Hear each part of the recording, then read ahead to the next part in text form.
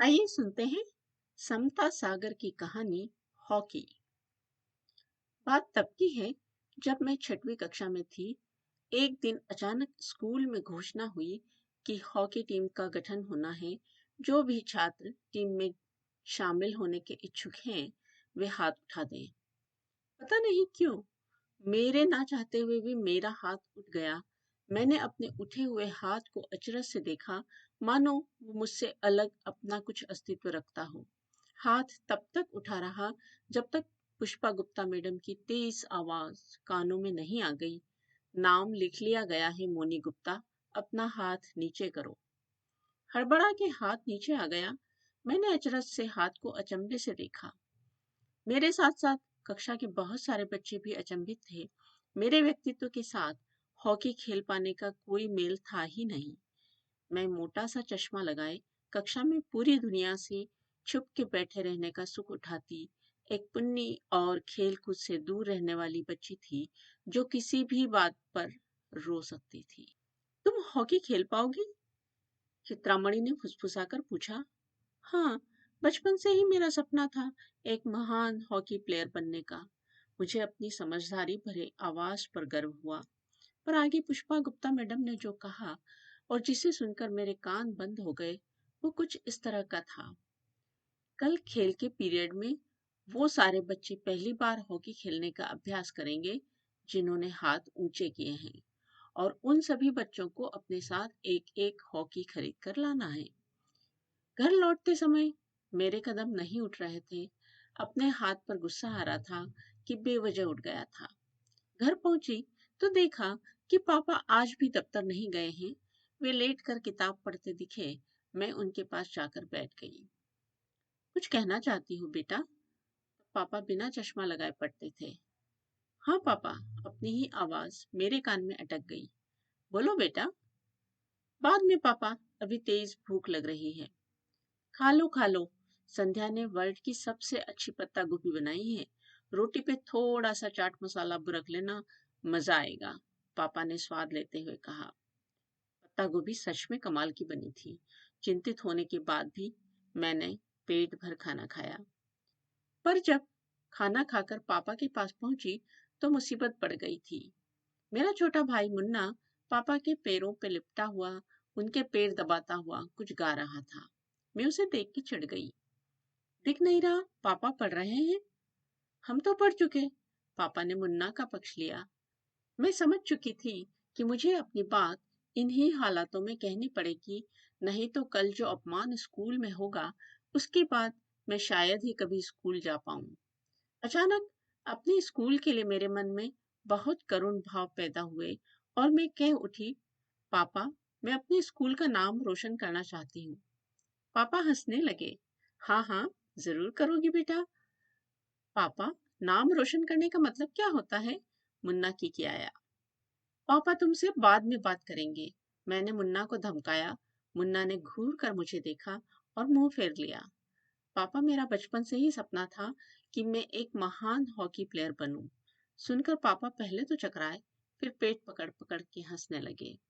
इसमें हंसने वाली क्या बात है पापा? मैं रुआंसी हो गई।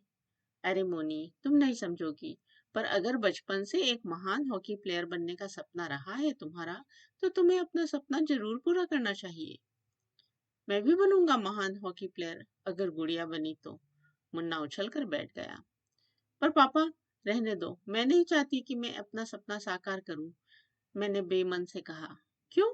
पापा ने 36वें नंबर के पन्ने को थोड़ा मोड़ के किताब बंद कर दी। इतना आसान होता है क्या? हॉकी खरीदनी पड़ेगी। मैंने ये इतनी जल्दी बोला कि लगभग तुतलाने की अवस्था में पहुंच गई। मेरे कान लाल हो गए और हथेलियां पसीने से गीली। मैंने पापा के सामने इतनी शर्मिंदगी का अनुभव इससे पहले कभी नहीं किया था। मेरी नजरें फर्श पे चलते उन दो चींटों को घूरे जा रही थी जिन्हें मुन्ना माचिस की तीली से डरा रहा था। मुन्ना, इन्हें तंग मत करो, पापा ने मुन्ना से कड़ाई से कहा।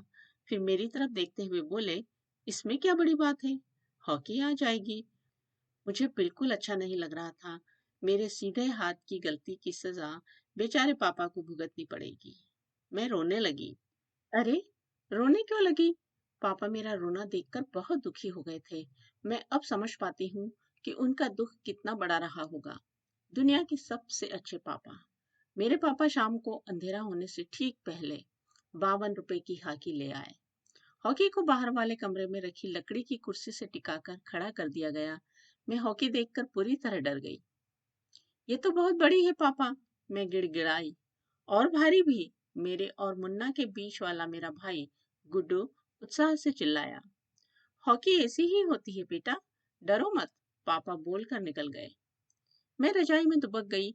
अब अगर भारत की महान प्लेयर नहीं बनी तो पापा क्या सोचेंगे। डर के मारे मुझे रात में बहुत देर से नींद आई। सपने भी अच्छे नहीं दिखे। सुबह जल्दी उठ गई। सीने पर पड़े बोझ की तरह हॉकी मुझे सताए जा रही थी। हाँ, हॉकी लेकर जब मैं स्कूल पहुंची तो गर्व का अतिरेक मुझ में अजीब सी शर्मिंदगी पैदा कर रहा था। मैं अपनी मुस्कुराहट चाहकर भी नहीं दबा पा रही थी। कुछ ऐसे बच्चे भी थे जो हॉकी नहीं ला पाए थे। मुझे उन पर दया आ रही थी। साथ ही जीत का एहसास भी हो रहा था। पर यह एहसास बहुत देर तक कायम नहीं रह पाया। खेल के पीरियड में हॉकी चलाना तो दूर, मैं उसे ठीक से पकड़ भी नहीं पा रही थी। इसी जद्दोजहद में जोर से गिरी और मेरा चश्मा टूट गया। मैं उसी समय हॉकी समेत घर के लिए रवाना हो गई। पापा आज भी ऑफिस नहीं जा सके, लिखने के लिए घर पे ही रुके हुए थे। मेरा ये हाल देखकर वो घबरा गए। मेरी पट्टी कर न्यू मार्केट जाके नया चश्मा बनने को दिया। मेरा दुख दोगुना हो गया। हॉकी के साथ चश्मे का भी खर्चा। मैं पापा से आंखें नहीं मिला पा रही थी। पापा ने मुझे लस्सी पिलाई और बहुत सारी मजेदार बातें की। मैं उन दिनों भी पापा की बहुत अच्छी दोस्त हुआ करती थी। रात में रजाई ओढ़े उदास लेटी थी। पापा मेरे पास आए और मेरे सिर पे हाथ फेरते हुए बोले, गुड़िया, अगर तुम सच में हॉकी खेलना चाहती हो तो ही खेलना चाहिए। इसलिए मत खेलना कि हॉकी खरीदी जा चुकी है। किसी भी तरह का दबाव महसूस करने की जरूरत नहीं है बेटा। अपने पास बहुत पैसे हैं। कहते हुए पापा ने मुनक्की डालकर उबाला गया दूध मुझे पकड़ा दिया। इस घटना के बाद हॉकी करीब 10 साल तक हमारे घर में रही। मम्मी उससे अमरूद के पेड़ से अमरूद नीचे गिराती। मुन्ना उसे घसीट कर गाड़ी चलाने का खेल खेलता। गुड्डू घर के देहरी पर रखकर उसे बार बार लांघता। पापा रुक गए पंखे पे उसे मारकर पंखा दोबारा चालू कर देते। एक बार तो मेरे चाचा किसी की पिटाई करने के लिए भी उसे ले गए थे। यानी कि मेरे अलावा हर किसी ने हॉकी का इस्तेमाल किया। और हॉकी का दुर्भाग्य देखिए कि उससे हॉकी खेलने के अलावा तमाम दूसरे काम किए जाते रहे। हॉकी मजबूत थी। खरीदे जाने के 10 साल बाद हिंदी ग्रंथ अकादमी में आकर वहीं बैठकर पढ़ने वाली एक छात्रा चारू को उपहार में देने की बात की। मम्मी बहुत दुखी हुई। अब अमरूद कैसे तोड़ेंगे। अमरूद किसी डंडे से भी तोड़ा जा सकता है। उसके लिए हॉकी का होना जरूरी नहीं है। पापा ने मम्मी को समझाया। वो बहुत होनहार खिलाड़ी है, पर उसके पास हॉकी खरीदने के पैसे नहीं हैं। फिर पापा ने मेरी ओर देखा और कहा, अच्छा हुआ अपन ने हॉकी तभी खरीद के रख ली थी, अब तो बहुत महंगी आती है। अगले दिन हॉकी घर से चली गई। पापा ने स्कूटर पर टिकाई और हम ओझल होने तक हॉकी को जाते देखते रहे। हॉकी का जाना घर के किसी अपने के जाने जैसा था। मम्मी डंडे से तोड़ती, पर कुछ अमरूद टूटने से बच ही जाते। गुड्डू का दरवाजा लांघने वाला खेल, मुन्ना का गाड़ी चलाने का खेल और चलते चलते रुक गया पंखा, सब हॉकी का ना होना बहुत दिनों तक महसूस करते रहे। एक दिन मम्मी ने अमरूद तोड़कर नीचे रखा और डंडे को हॉकी की तरह चला के अमरूद दूर उछाल दिया। अमरूद टप्पे खाता हुआ हरी घास पे जा गिरा। मम्मी अमरूद उठाते हुए बोली, ये डंडा भी हॉकी से कम नहीं है।